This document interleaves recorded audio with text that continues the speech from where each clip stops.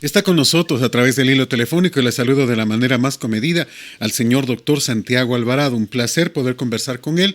Buenas noches, mi doctor. Arrancamos con un tema del ámbito local. Nos enteramos que usted tiene conocimiento precisamente sobre un tema que es interesante. Justamente hace unos tantos años atrás se decidió destituir al señor rector del Colegio Técnico Experimental Guayaquil, el doctor Luis Vargas. Tengo entendido que usted tiene conocimiento del caso y que el doctor Vargas al final terminó ganando porque su destitución no estuvo apegada a la ley y a la normativa. Doctor, bienvenido, un placer escucharle. ¿Es esto así? Buenas tardes, estimado Fernando. Un saludo a los oyentes de Radio Colosal. Y por cierto, aún cuando tarde, mi felicitación por el título alcanzado, mi estimado Fernando. Gracias, doctor. Todavía no ha hecho bailar. No hay cómo, la pandemia, dicen. Es una buena excusa en los actuales tiempos. Bueno, efectivamente, mi estimado Fernando, permítame comentarle, estoy autorizado a hablar por parte de mi cliente. Hace 7 años se inició un procedimiento disciplinario en contra de mi cliente, a quien se le había acusado de haber viajado indebidamente hasta el extranjero, precisamente para que el Colegio Guayaquil exponga sus trabajos, y que por cierto le habían dado mucho mérito y prestigio y presencia en Latinoamérica y Sudamérica. Lamentablemente tenemos a veces funcionarios que desconocen el debido proceso y desconocen lo que se debe hacer cuando se trata de sanciones. En aquella ocasión se expuso y se le dijo al director provincial de educación, no recuerdo quién era, se le dijo que era totalmente anómalo, que era ilegal la destitución. De igual manera apelamos ante el ministro y del mismo modo se ratificó la decisión en una forma de espíritu de cuerpo. Todo el tiempo se les dijo, la destitución es ilegal porque no hay causa para una destitución. El doctor Luis Vargas goza de un prestigio, goza de un nombre, goza de una presencia en el orden educativo y en el orden social. Es decir, se trata de una persona cuya trayectoria lo que hizo es continuar una vida educativa del Colegio Guayaquil, que ha sido respetada por años, con el señor Morales, luego con el señor Romero, luego con el señor Vargas. Lamentablemente no se escuchó los argumentos del doctor Luis Vargas. Pero claro, las cosas tardan, pero llegan. El Tribunal de lo Contencioso Administrativo, con sede en la ciudad de Quito, acaba de señalar que el acto es absolutamente ilegal. Absolutamente ilegal. Eso significa que, declarado ilegal el acto, el doctor Luis Vargas, debe regresar a su antiguo puesto para completar el periodo que él tenía como rector. Y así se dispone en la sentencia. Todavía el doctor Luis Vargas no ha decidido si tomará o no acciones respecto de la moral y respecto de su honor lesionado. Recuérdense que todos los ciudadanos tenemos derecho a una vida digna, y la dignidad precisamente es vivir sin humillación. Y a una persona cuyo honor es su mejor patrimonio, es el patrimonio, según me ha dicho a mí el doctor Vargas, el honor de él, su prestigio, su honorabilidad, jamás pudieron haber recibido tacha alguna. Y el daño moral que se le ocasionó fue significativo. Y ahora, cuando se le retorna, habremos de ver todavía si inician acciones legales en contra de quienes indebidamente lo destituyeron. Para Tungurahua, entiendo que Tungurahua y para Ambato constituye un verdadero honor que el doctor Luis Vargas retorne a su antiguo puesto, el de rector de la Unidad Educativa Guayaquil, y nuevamente este colegio retome el prestigio que históricamente ha tenido cuando los buenos rectores han sabido representar. Doctor, dos inquietudes sobre esto. Una, ¿hay sanciones para los funcionarios responsables de esto? ¿Y se va a cancelar el tiempo que no trabajó el señor doctor Vargas? Bueno, hay dos circunstancias. La primera, yo yo me atrevería a decir, mi estimado Fernando, que no debería ser así, pero lamentablemente a veces los jueces, sobre todo los jueces de lo contencioso administrativo en el país, en muchas veces resuelven con el presupuesto general del Estado junto a su escritorio. ¿Y por qué lo digo? Porque lamentablemente en el país no hay plata, y entonces, siendo un acto nulo, hay que diferenciar cuándo un acto es nulo y cuándo un acto es ilegal. Un acto es nulo cuando se violan derechos, y por lo tanto, eso significa que el acto nunca existió. Y por lo tanto, como el acto nunca existió, se ordena pagar las remuneraciones que debió haber percibido. En el caso que nos encontramos, parece ser, insisto, de que los jueces de lo contencioso en Quito están resolviendo y son la premisa de que no hay dinero en el país. Es decir, hay una vinculación estricta con el derecho económico. A ver, mi doctor, pero el país no debería pagar esos sueldos, sino los funcionarios responsables de esto, que además deben ser sancionados, ¿no? Eso es repetición, ¿no? Eso es repetición. Recuérdense que nosotros le demandamos al Estado ecuatoriano. Nosotros no le demandamos al ministro. O sea, ahora en la sentencia se establecerá dónde está el hierro, cuál es el error. Y claro, si están los servidores públicos todavía en funciones, podrían merecer una sanción. Y claro, si ya no están en sus puestos, después de 7 años incluso cualquier acción habrá prescrito. Esa sería la premisa de que no se puede cobrar este momento una remuneración, sino solamente regresarle a su cargo. En el caso de que no le regresaren al cargo, porque existe alguna resistencia de alguien, se activarán las vías por la lesión sufrida, que serán otros tantos años, en razón de que lamentablemente la carga laboral que tienen los tribunales de lo contencioso en el Ecuador son significativas. Llámese la sede en Quito, llámese la sede en Guayaquil, llámese la sede en Cuenca, en Manta o acá en Ambato. Tema complejo, ¿no? Y no sé, me quedo pensando en el Colegio Guayaquil, un colegio que tiene más de 60 años de labor, desde 1952, en que se reconoció el gran aporte de Guayaquil, del municipio de Guayaquil, al terremoto de 1949 y la ayuda a la gente, ¿no? Ahora, sin embargo, tengo entendido, le pretenden cambiar de nombre y anexar, creo que unirle con el Colegio María Natalia Vaca, lo que sería gravísimo, lo que sería terrible, lo que sería desconocer nuestra historia, ¿no? Yo creo que va más allá, mi estimado Fernando. Va más allá. Hay que entender la naturaleza de las instituciones educativas. Usted no puede dejar de irse al origen de las instituciones educativas. Y el Colegio Guayaquil precisamente fue formado desde una perspectiva absolutamente técnica, igual que fue el Colegio Hispanoamérica, y en Ciencias Humanas el Colegio de Señoritas Ambato junto con el Bolívar. O el Colegio de Agricultura Luisa Martínez en su momento, mi doctor. Con las naturalezas específicas, es decir, respetando la naturaleza propia de la geografía y de la formación de su gente. Pues lamentablemente el gobierno del señor Correa hizo cuanto quiso y cuanto se le antojó, desnaturalizando cosas que deben conservarse, como por ejemplo, en Ambato debe haber un colegio técnico, pero por supuesto, y el Colegio Guayaquil es una primera gran muestra de lo que es tener un electricista en el orden tecnológico, no de ingeniero, sino en el orden de la carpintería, o lo que es la mecánica automotriz, o lo que es la mecánica industrial.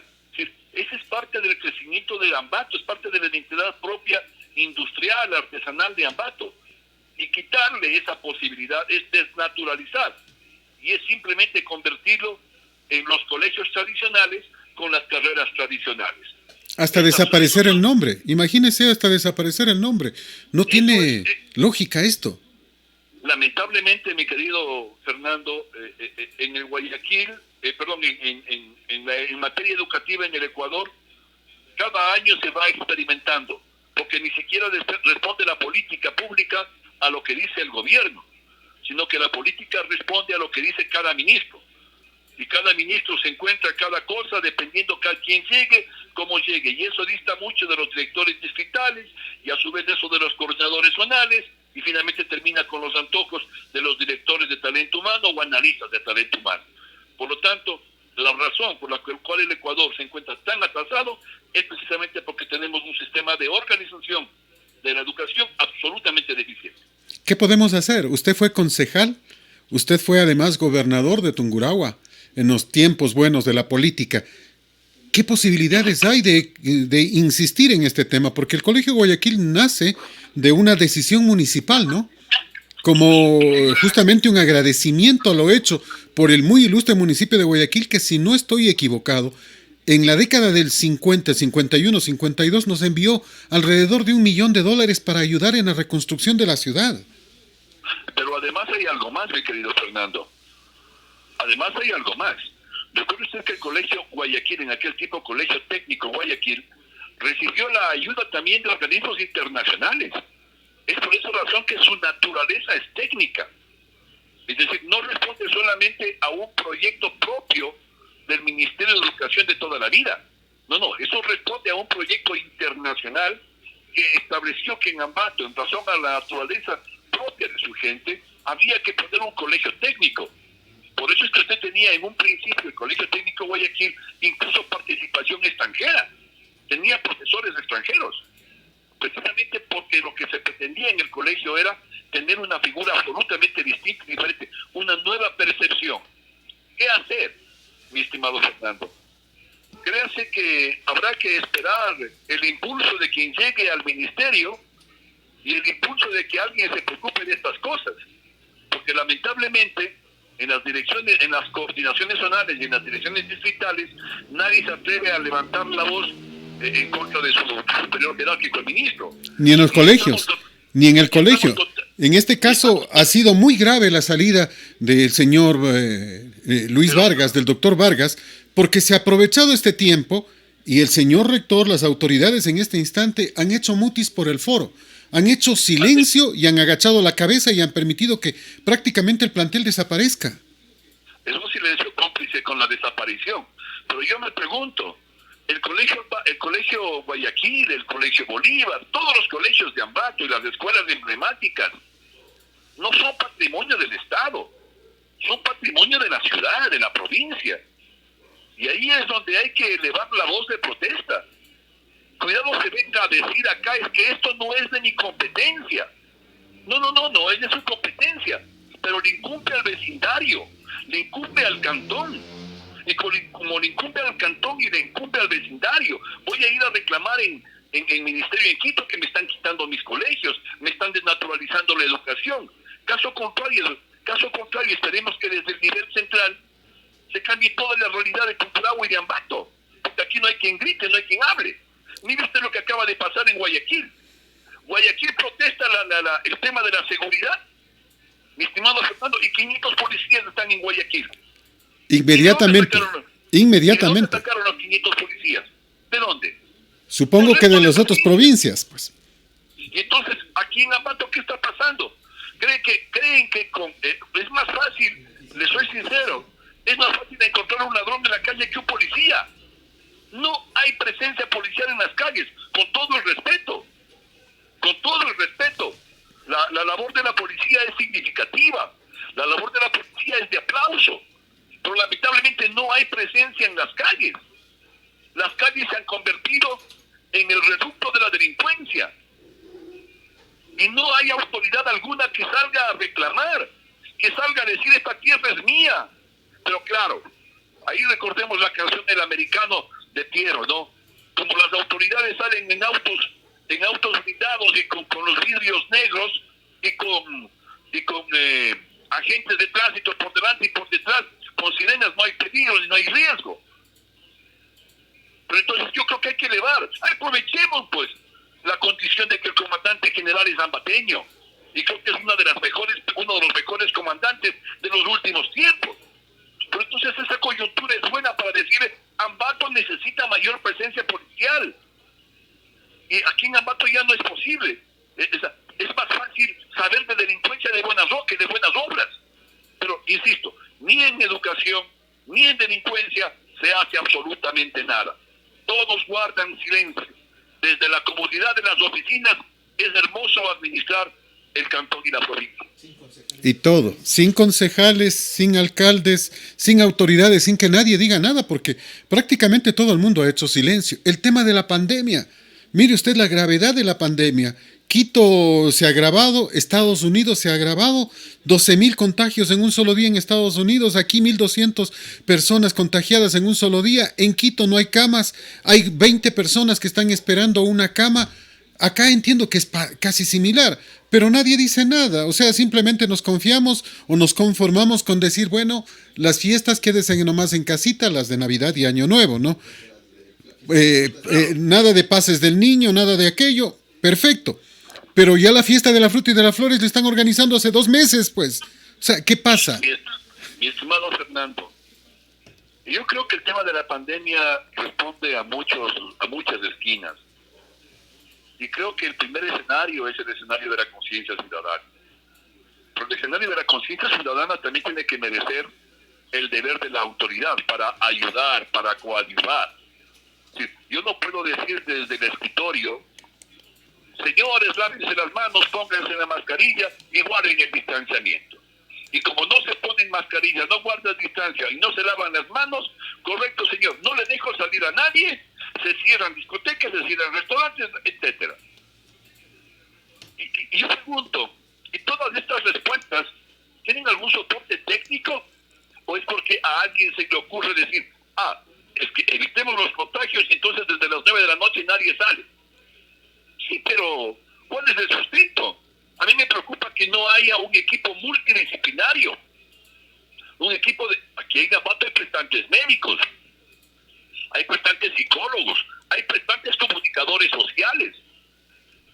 Aquí debería desarrollarse una verdadera campaña, es decir, un equipo multidisciplinario, técnico y profesional, diciendo que esto es lo que hay que hacer. Si en este sector no se obedece, correcto, este sector responde a tales inquietudes. Por lo tanto, vamos a atacar desde acá.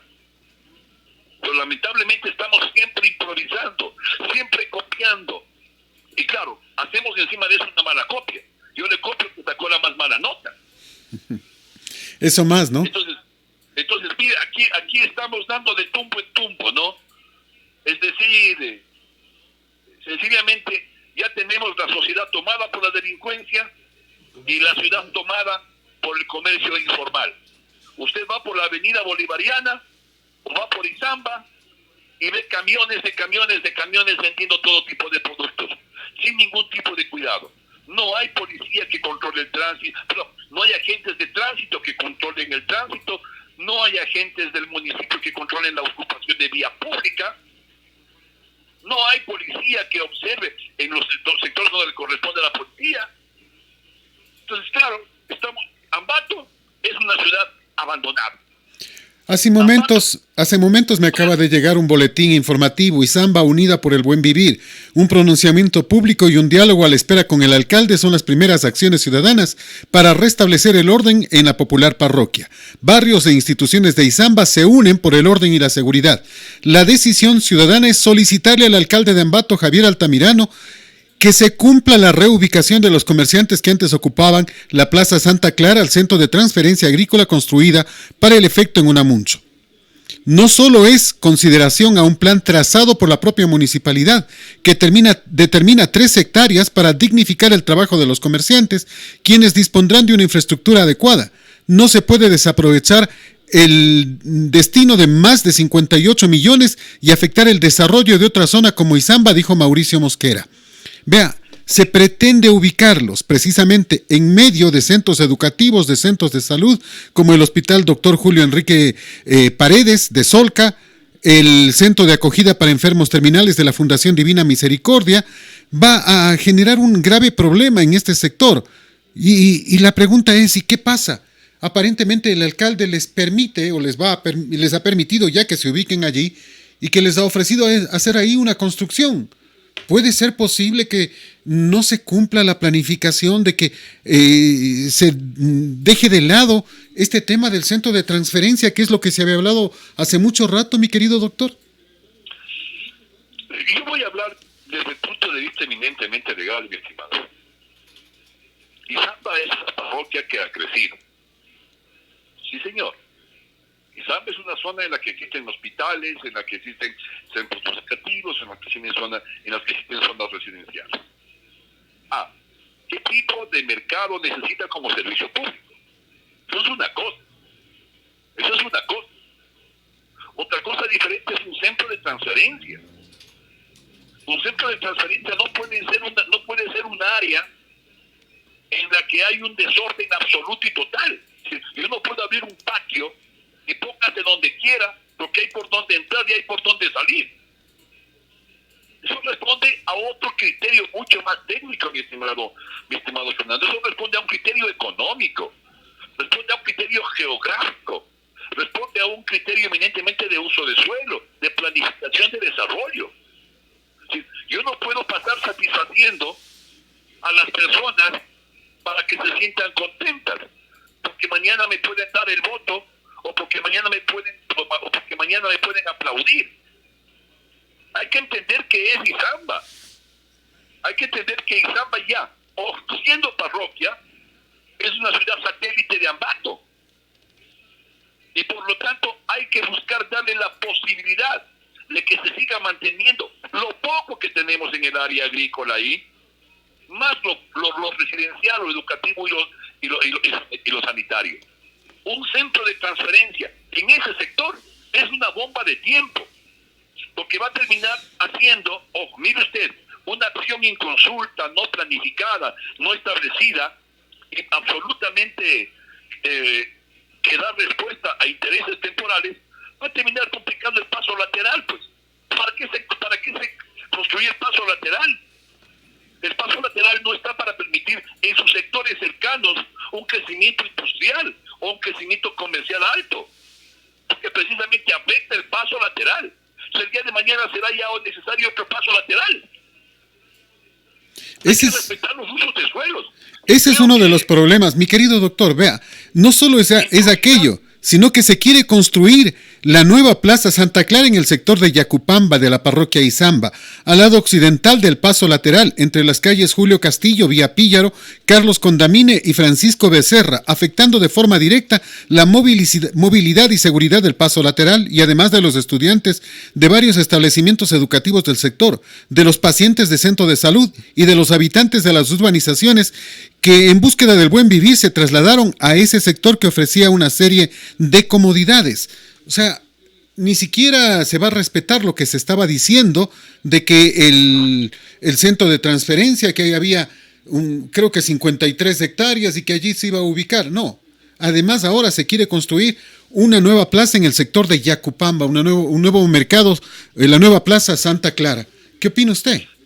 Entonces, mañana también que se haga otro mercado en Ficoa, en Miraflores, que se haga otro en San Antonio. Es decir, donde se les antoje a los comerciantes ir poniendo actividades que se vayan abriendo mercados o centros de transferencia o zonas de transferencia. Cuidado, no es mejor persona el que le dice sí a todo, y no es buena persona la que trata de caer bien a todo el mundo.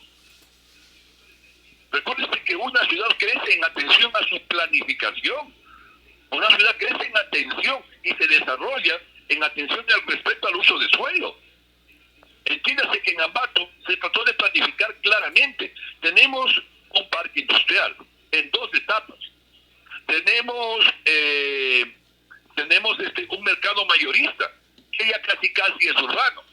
Hemos planificado un terminal terrestre fuera de la ciudad, precisamente tratando de sacar a las zonas ya donde está planificado el crecimiento después de 15 o 20 años. El centro de transferencia, tengo entendido que más arriba de Puerto Arturo, etcétera, es una buena zona.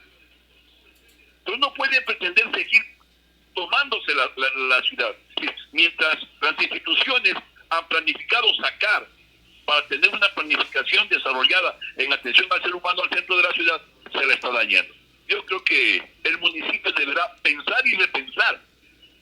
Y yo creo que los habitantes tienen derecho a ser escuchados. Ojo, que no solamente a que se los escuche, porque cuidado, se piensa que escuchar y oír es lo mismo. Tienen derecho a que sus observaciones sean valoradas por la autoridad. La autoridad tiene que dar valor a cada una de las argumentaciones que han hecho los habitantes.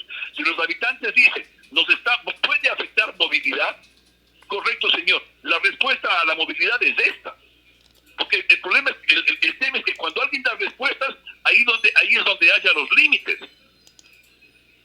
Entiéndase que la autoridad no está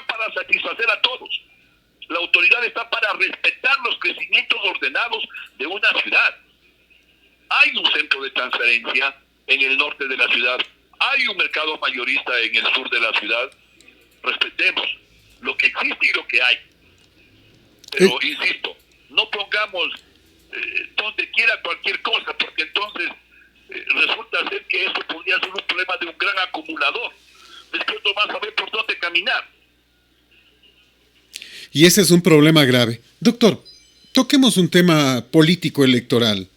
En este instante hay dos candidatos que todavía no habrían definido su participación.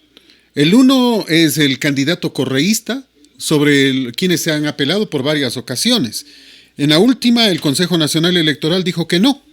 Sin embargo, los demandantes recurrieron al Tribunal Contencioso Electoral para solicitar que se determine si se debe o no. El Tribunal Contencioso Electoral atendió parcialmente el pedido y le ha instado que el Consejo Nacional Electoral defina el tema. Uno termina preguntándose, bueno, ¿y por qué no definió el contencioso electoral? Que es lo lógico. Y el caso del señor Noboa. ¿Qué mismo pasa en el caso de Álvaro Noboa? El Tribunal Contencioso Electoral emite una sentencia favorable al movimiento político. Les da a plazo 15 días para que hagan primarias y para que inscriban los candidatos. Pero inmediatamente se les ocurre de que no puede participar Álvaro Noboa y el señor Verde Soto dice que él tiene la idea de que se está comprando un partido político, que el señor Noboa está alquilando por lo menos un partido político y por lo tanto no hay que dejarle participar. Y me pregunto, ¿y por qué no es esa misma consideración en el caso del correísmo, que también está aparentemente alquilando o comprando el partido del señor Jairala? O sea, ¿qué pasa con Avanza? ¿Acaso el señor Isidro Romero es afiliado a Avanza o acaba de llegar de España para conquistar de nuevo al Ecuador? Entre comillas esto. Y para aquello se vale como vehículo de Avanza. Ahí también no habrá un alquiler de partido político, pero ahí parece que no hay interés, ¿no? En el caso de Noboa parece que sí. Y me quedo pensando porque los señores vocales del Consejo Nacional Electoral dicen que no van a acatar la decisión del Tribunal Contencioso Electoral. La pregunta a usted, que entiende de leyes, ¿es o no un ente superior el Tribunal Contencioso Electoral? ¿Debe o no debe acatar el Consejo Nacional Electoral las decisiones del Contencioso Electoral? Yo partiría de una premisa, mi estimado Fernando. Preguntémonos, ¿qué es primero? ¿Los políticos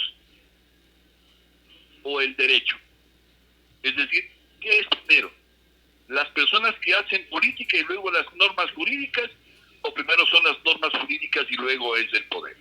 Para mí las normas jurídicas, porque es el campo de convivencia de una sociedad, pues. Pero ahí es donde yo le voy a contradecir, mi estimado Fernando. Con gusto, doctor. Todo lo contrario. Los políticos hacen las normas jurídicas para mantenerse ellos en el poder, y cuando no quieren que alguien entre en el poder, le ponen cualquier tipo de obstáculo. Es decir, ellos son los que organizan la fiesta, ellos son los que hacen las invitaciones y encima de eso se reservan el derecho de admisión.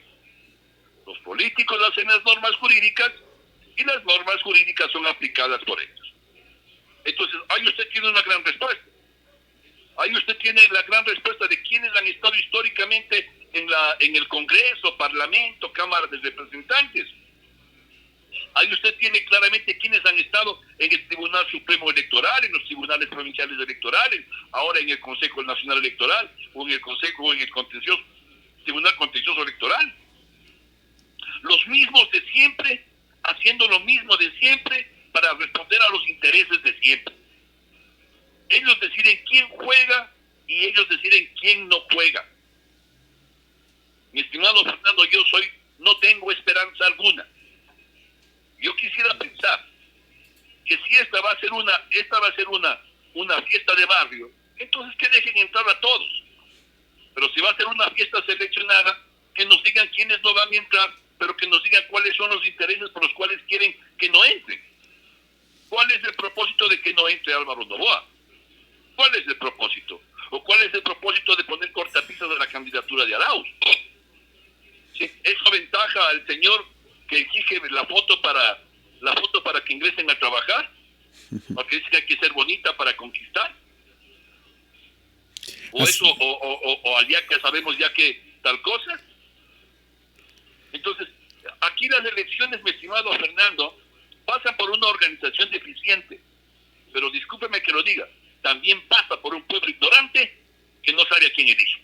De acuerdo con usted, pero estamos cerca de un fraude, me parece a mí, y lo digo con todas las letras, porque, por ejemplo, se acepta al señor Arauz, que presenta una cédula que es de un amigo, que presenta una papeleta de votación que es del papá, cuyo binomio, porque aquí se inscribía un binomio, no es que se inscribe una sola persona, cuyo binomio nunca llegó a Quito para aceptar su candidatura, me refiero al señor Correa.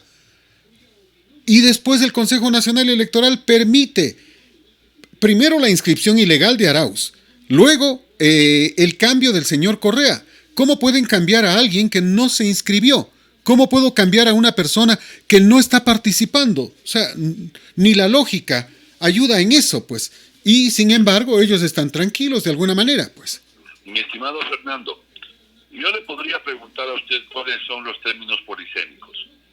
Uh-huh. Y yo le diría a usted, le preguntaría qué es justicia. Yo tendría tantas definiciones de justicia, tantas personas hay en el país o en el mundo. Así es. Las interpretaciones que se hacen a las normas jurídicas son tantos cuantos políticos intervienen en la interpretación de ellas. Por eso es que siempre se ha buscado... Pero doctor, no es que la ley... El tema es que no podemos interpretar la ley. No. La ley tiene que cumplirse nada más, nada de interpretarse. No, mi estimado Fernando, más bien es lo contrario. Precisamente por eso es que la redacción de las normas en el Ecuador ha sido muy deficiente. No se puede decir que en el Ecuador tenemos un desarrollo normativo de alta calidad. No. Todas las leyes, si usted las revisa, pregunta a cualquier entendido, le va a decir el Código Orgánico Integral Penal tiene deficiencias en su redacción. El Código Orgánico General de Procesos tiene deficiencias en su redacción. El Código Orgánico Administrativo tiene deficiencias en su redacción. La Constitución tiene deficiencias en su redacción. ¿Por qué se dejan esas deficiencias? Yo voy a ponerle cuantos métodos hay de interpretación. Hay una interpretación general y obligatoria que le hace la Asamblea. Hay una interpretación interpartes que la hace un juez. Y hay hasta una interpretación personal que la hace el abogado para su cliente. Por eso es que le digo, esto depende mucho de la redacción de la norma y de la interpretación que quiera hacerse. Yo voy a ponerle un ejemplo, precisamente entre esto de ilegal entre qué es ilegal y nulo.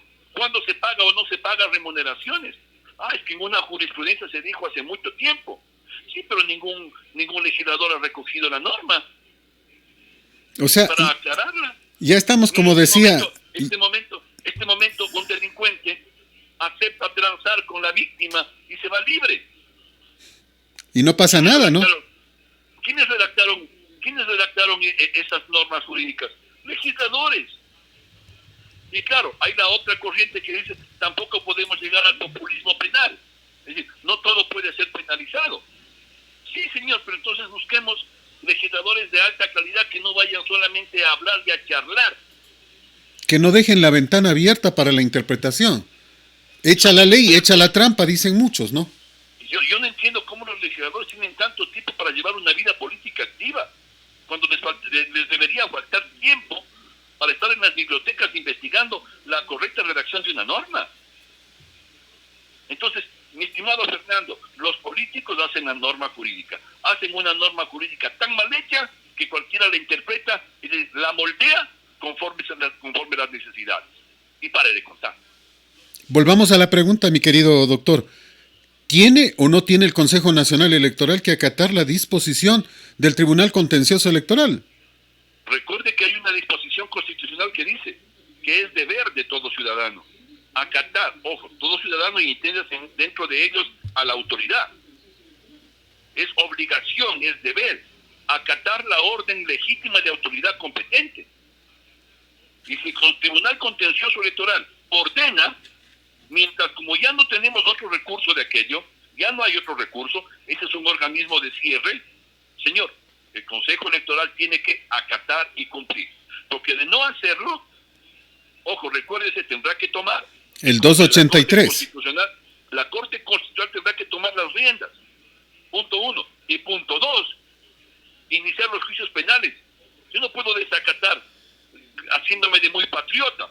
Es que yo considero que eso no vale y por eso no ejecuto. Entonces eso daría pábulo a que el día de mañana un juez diga yo no obedezco lo que me dice la Corte Nacional porque me parece injusto y por lo tanto el señor no se va preso. El 283, además, si no me equivoco, dice claramente que hay la obligación de acatar la disposición de autoridad permanente y si no lo hiciere, sanción de 1 a 3 años, ¿no? Pero hay otra cosa. Usted sí tiene el deber, mi estimado Fernando, no es un derecho. Yo tengo el deber de oponerme a cumplir una disposición de autoridad superior jerárquica cuando la disposición es manifiestamente inmoral o ilegal. Eso es una cosa, eso lo dice la Ley Orgánica del Servicio Público. Pero otra cosa es la disposición de autoridad competente. Aquí hay una disposición de autoridad competente. Cumpla porque yo lo ordeno. Y ahí vamos, solamente permítame 2 segundos, Fernando. Si no cumple el Consejo Nacional Electoral, ¿qué ejemplo se le está dando al país? Si yo no cumplo, si los de arriba no cumplen con la ley, ¿por qué debo cumplir yo? Y entonces se da pábulo a que en el país se instaure claramente la anarquía. Es decir, el uno se convierte en déspota, yo no hago porque a mí no me da la gana la autoridad. Y claro, como la autoridad no hace, también el pueblo llega a la anarquía. Si el de arriba no obedece, ¿por qué debo obedecer yo? Doctor, ¿cuál es la justificación del Consejo Nacional Electoral?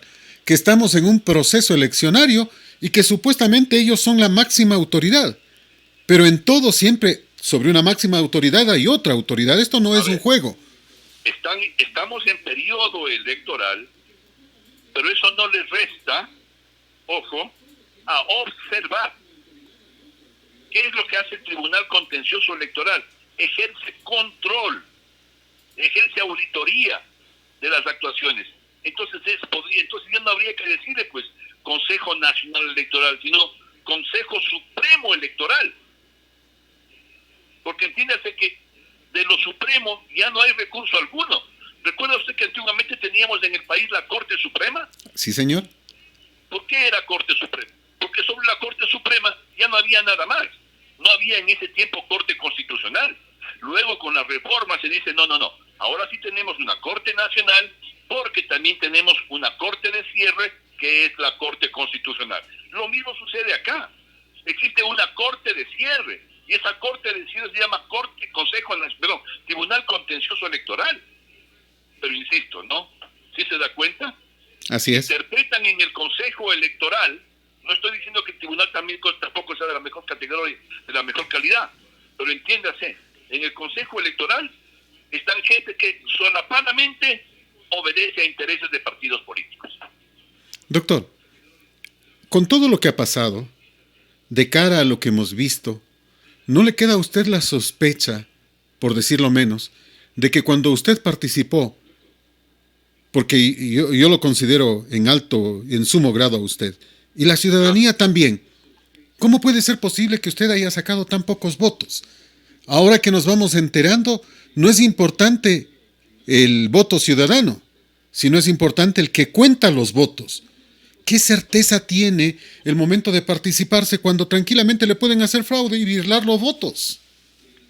Mi estimado Fernando, usted viene de un hogar cuyos padres a usted le formaron en la verdad, y puedo decirlo, al decano de la información nicaragüense y quizá del país, que a usted su padre y su madre le formaron y le indicaron que un periodista, si no asiste a decir la verdad, no merece llamarse periodista.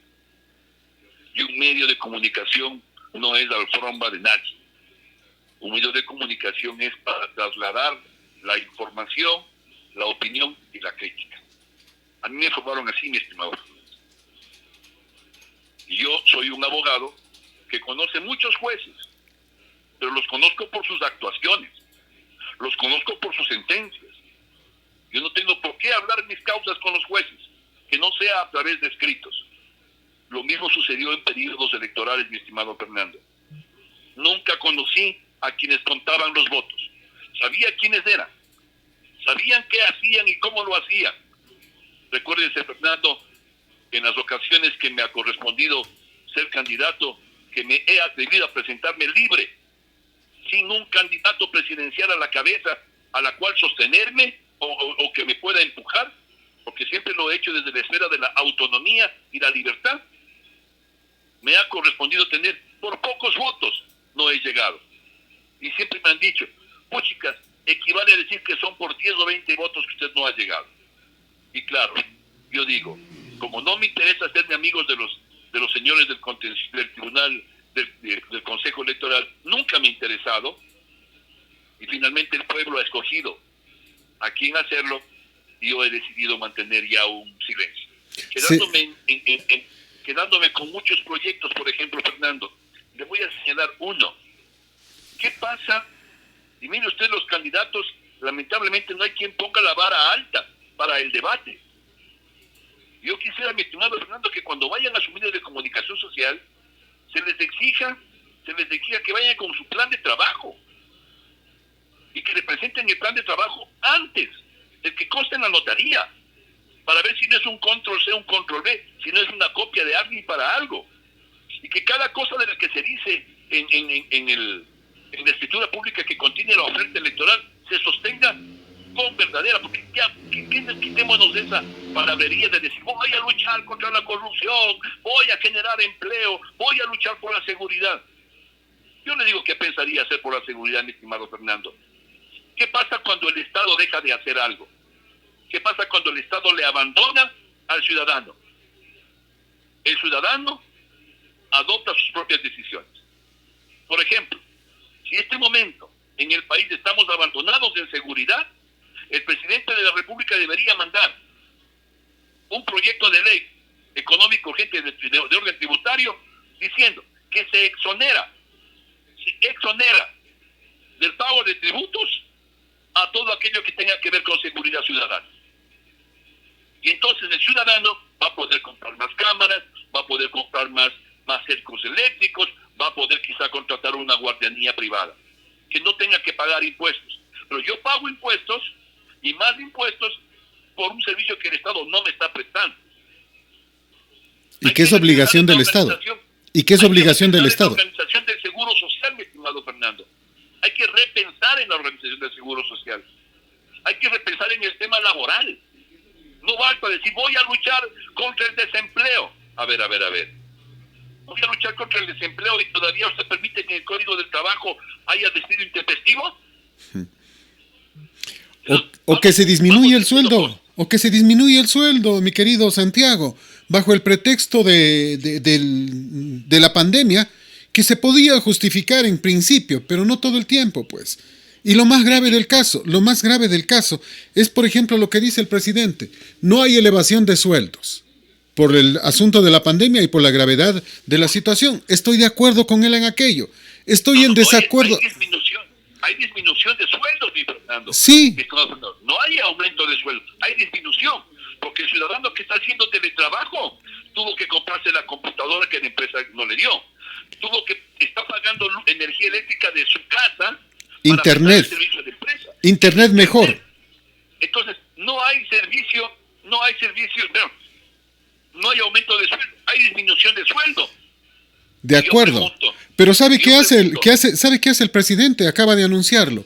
Dice que no, para compensar, va a entregar $100 en enero a los que perdieron su empleo. No sé a cuántas personas va a poder entregar. No sé si hay plata en el país. Y $60 a los que conservaron el empleo. Oiga, ¿hay plata en el país realmente? Porque yo tengo entendido que no tienen ni siquiera para pagar los sueldos. Yo pregunto, mi estimado Fernando, yo le voy a comentar un caso. Hay una persona que tiene cáncer y que se quedó en el desempleo. No avanza a pagar a la institución bancaria la hipoteca. Se le dijo a la entidad bancaria, mire señor, no tengo empleo, por lo tanto ya no puedo ir al Seguro Social, no puedo pagar las aportaciones, tampoco tengo plata para pagar médicos privados y por tanto no tengo plata para pagar la hipoteca. ¿Cree usted que al banco le importó? No. Entonces, la pregunta es, ¿y dónde están los legisladores resolviendo este tipo de problemas sociales? ¿Dónde están los legisladores respondiendo a este tipo de problemas sociales para hablar de una verdadera equidad? El tema de la...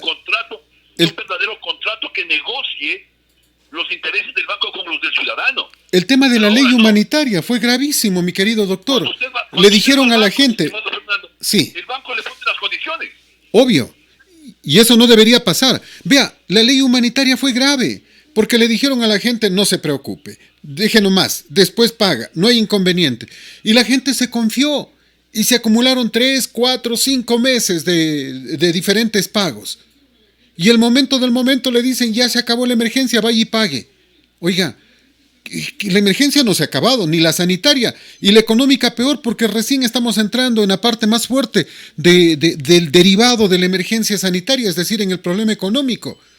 Pero ya le complicaron a la gente, ahora tiene que pagar reunido 4 o 5 meses, y uno termina preguntándose, y bueno, ¿y por qué no hicieron la segunda parte de la ley humanitaria? Porque no era cuestión de decirles, no pague ahorita, sino era cuestión de decir, bueno, van a pagar de esta manera, el próximo año en tal cuota, de esta forma, de esta otra forma, con este interés y con ventajas, con todo lo necesario. Pero hicieron una ley humanitaria solo para engañar a la gente y para ponerle la soga al cuello, nada más. Acuérdense, mi estimado Fernando, cuando en una misma entrevista yo le decía a usted, no es ley de apoyo humanitario, es una ley deshumanizante. Pero claro, legisladores de Ambato salieron a decir que era una ley hermosa y linda. Sí.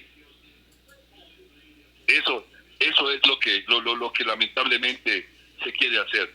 Mi estimado Fernando, yo recuerde ustedes de cuando hemos retornado a la democracia. Retornamos, ¿qué fue lo que dijo Guillermo Rodríguez Lara? Me vi obligado a tomar el poder porque el país está en bancarrota. El presidente Jaime Roldós Aguilera dijo, recibo país en quiebra. Y así han ido recibiendo todos los presidentes países en quiebra. Entonces el país siempre estuvo quebrado y seguirá quebrado.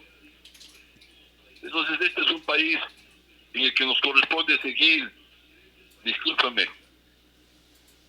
poniendo el lomo para que no es sobre nosotros cabalguen los que siempre han estado en el poder, banqueros y grandes empresarios. Y ese es uno de los temas que preocupa. Pero también nos preocupa la politiquería, porque este ofrecimiento del presidente de la República me parece que es para sostenerse, porque ida su ministra estrella, la que realmente administraba el poder, María Paula Romo, ¿qué le queda entonces a este gobierno? Y en este también hay que decirlo, pues, se saca María Paula Romo por cualquier cosa, porque nunca pudieron probarle que las bombas lacrimógenas que supuestamente estaban caducadas causó daño a alguien. O sea, realmente no termino de entender, lo digo, porque a la señora Romo por lo de octubre del año anterior había que premiarla, no castigarla.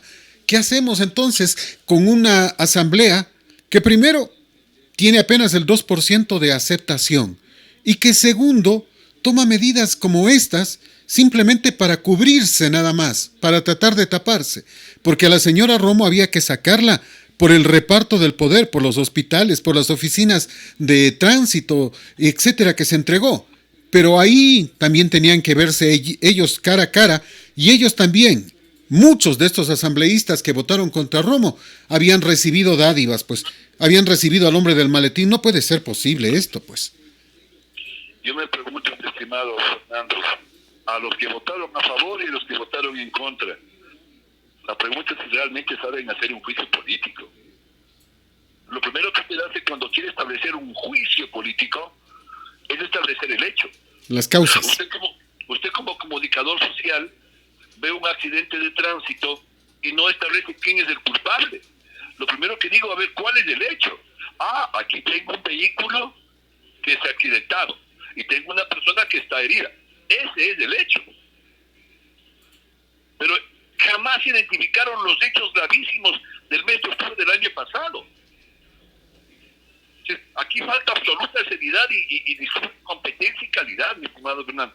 Pero, insisto, es el pueblo el que decide quién va a la asamblea es el pueblo el que decide quién nos gobierna, así que si usted cocinó la sopa con pescado podrido, no se queje que luego le duele la barriga. Ahora, sin embargo, desde su criterio, el caso de María Paula Romo, ¿cómo lo entiende usted? Si usted hubiese sido asambleísta, ¿hubiese votado por la destitución de ella por el 30S? Sí, mi estimado Fernando. Porque perdón, por lo de octubre, perdón, dije 30S, no, se me cruzó la idea. A ver, en primer lugar, ahí hubieron hechos generados desde la sociedad civil. Ella tiene los mecanismos, ella tiene las herramientas. Por lo tanto, demostró su incapacidad al no poder controlar y permitir que los hechos en el mes de octubre del año pasado alcancen la magnitud que tuvieron. Es decir, no se trata de decir que lo que hicieron, es que interrumpieron, nos dejaron sin agua potable, es que quemaron la Contraloría. Ella estaba en el poder, ella tiene la policía, ella tiene los organismos de inteligencia.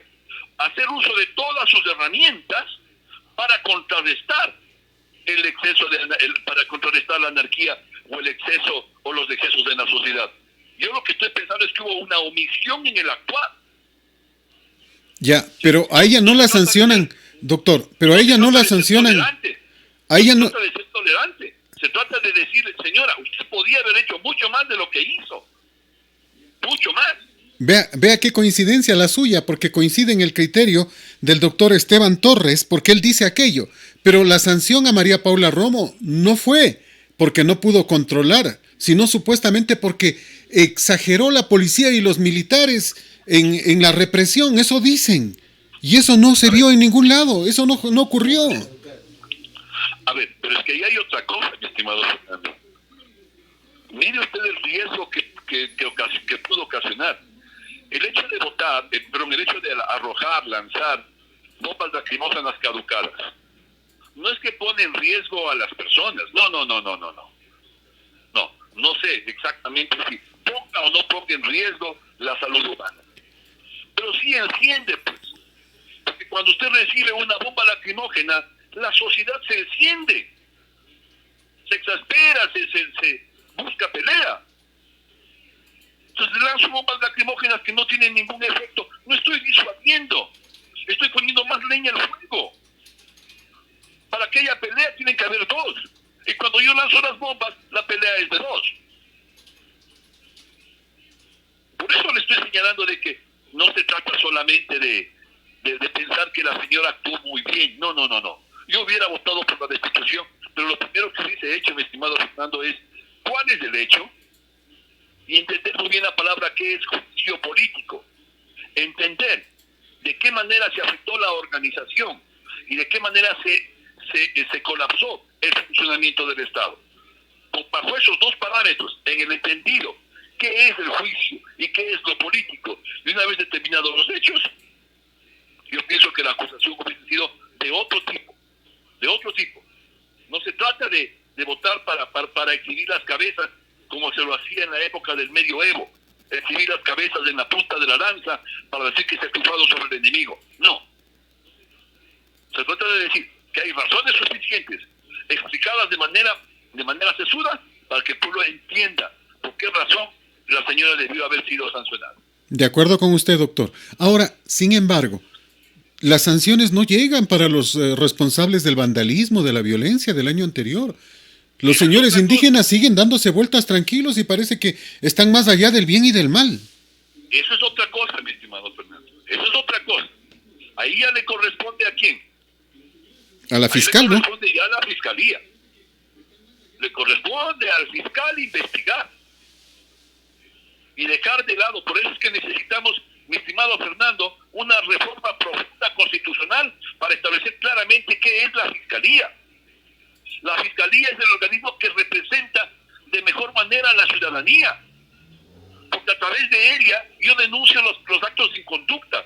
Por eso es que debe reformularse la forma, debe reformularse el funcionamiento de la fiscalía y reformularse la manera de escoger fiscal y fiscales. Pero mire usted el concurso que hacen de jueces, pues no. que da vergüenza. Las notas son terribles del concurso de jueces que todavía no termina y que el Consejo de Participación Ciudadana y Control Social está pidiendo se suspenda, se deje desierto este concurso. Y la gente dice, bueno, ¿y qué pasa? Y la judicatura dice, no, no pasa nada. El concurso es válido y va a seguir así. Y uno termina preguntándose, bueno, ¿y qué mismo sucede? Volvamos, mi estimado Fernando, volvamos para dar la respuesta a la inquietud,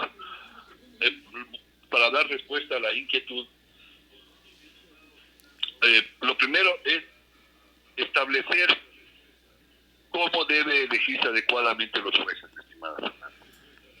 Me va a disculpar, pero no se trata de decir que en este momento el concurso está amañado. Igual se dijeron que estuvieron amañados los anteriores concursos. Igual se dijo que estaban amañados los concursos cuando se elegía en el Congreso Nacional. Yo creo que en el país hay que entrar a una discusión profunda de cuál es el mejor método para elegir jueces.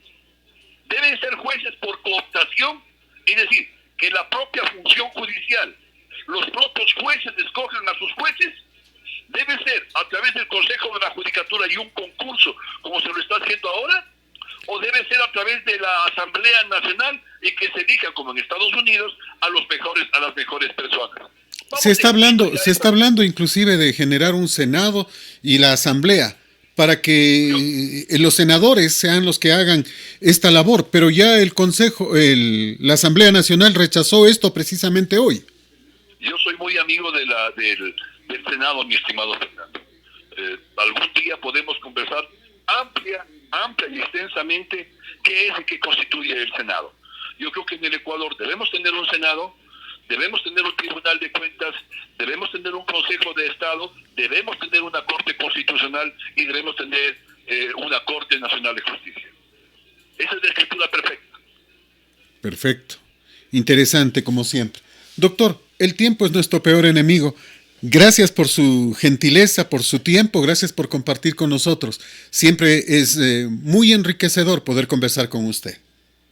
Gracias, mi estimado Fernando. Gracias también a usted por la atención. Un abrazo y buenas noches. El señor doctor Santiago Alvarado con nosotros. Este es Colosal, la que sí le dice la verdad.